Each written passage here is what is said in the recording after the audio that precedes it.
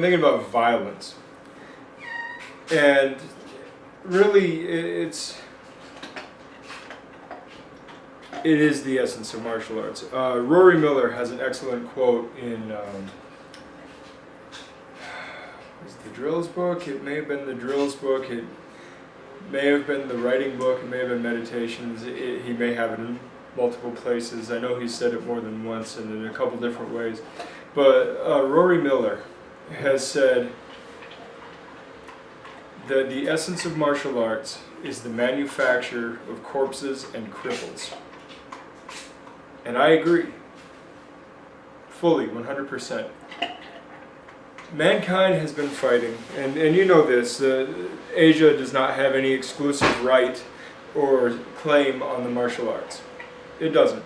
Mankind has been fighting as long as there has been mankind. Violence exists because we like to use force. It's one of the two natural currencies. And so when we use force to get what we want, sometimes we fall into opposition and thus we fight. And of course, whoever wins then gets the spoils of war. It's just a fact of life. This is why I am not a non-aggression principle person. Because violence is a fact of life, and sometimes you in fact do have to initiate violence to get to where you need to be. But that's aside from the point. The idea is that martial arts is, at its very core, about violence. Now, understand that in the Asian tradition, which is the most popular, aggregate tradition of martial arts, it was heavily influenced by Buddhism, by Taoism, by Shintoism, by many of the Asian practices, philosophical practices. And that being the case, there is a lot of pandering to the idea of nonviolence. But you also have to remember, in two major places, there were significant events why they started preaching nonviolence in martial arts. One, of course, was through the Shaolin Temple, dealing with a nonviolent sect of monks. The martial arts that stemmed from them came from exercise, being able to at least defend themselves until escape from the bandits that were pillaging them and whatnot. So martial arts became a way of just becoming healthy for them.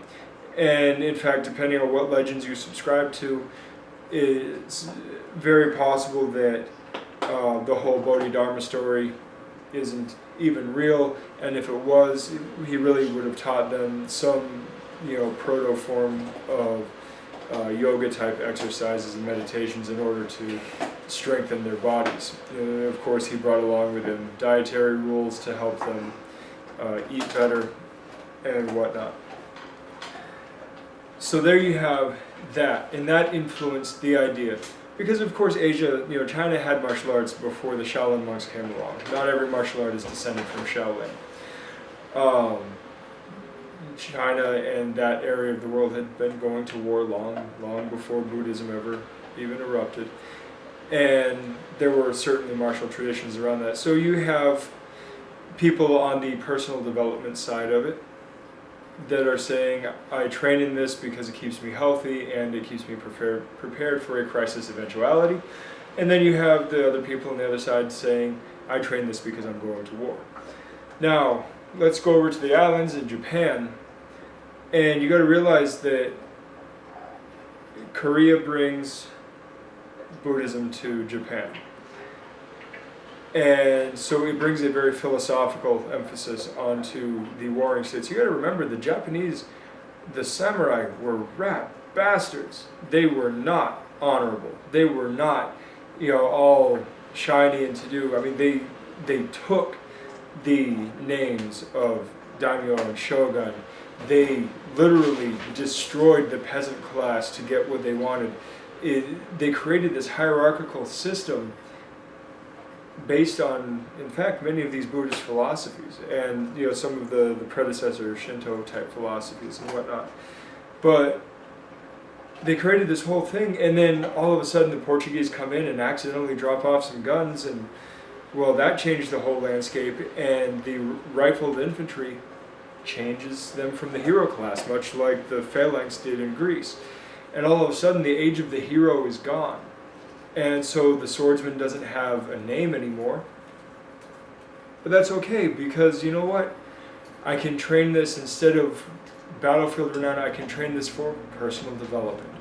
So now we have the two schools of thought. We have the warrior military school of thought, and we have the personal development school of thought. And then somewhere in there, came along the sport school of thought, because humans have always been into sport, combat games. Most violence is social, and sport is just social violence on various levels. So you have personal development, you have sport, and of course you have military. But the fact is that all of it was based on the idea of violence. All of it. How to counteract violence, how to deal violence, how to deal with violence. That's all it is. Martial arts is about violence. So, for a moment, regardless of what your personal philosophy and desire is on, for a moment, I want you just to consider and contemplate violence. I want you to consider the most aberrant, asocial, horrible thing you can, and put yourself in that situation. How well will your martial arts serve you? If it doesn't serve you, then you have to either do one of two things. Admit that your art is for sport or personal development, or change your art and adapt it to dealing with violence. That's all I got for you, and I will talk to you guys next time. Good journey.